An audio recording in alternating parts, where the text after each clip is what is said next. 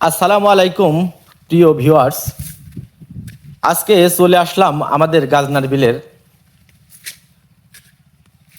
আমার ধানের জমিতে দেখার জন্য, আপনাদেরকে দেখাবো এবং আমিও দেখব আমার ধান কি রকম ফলনের হতে পারে। তো খরার বছরে ধান ভালো হয় বরাবরই, তো সেই তুলনায় ধান মোটামুটি হয়েছে, খুব একটা ভালো হয় নাই।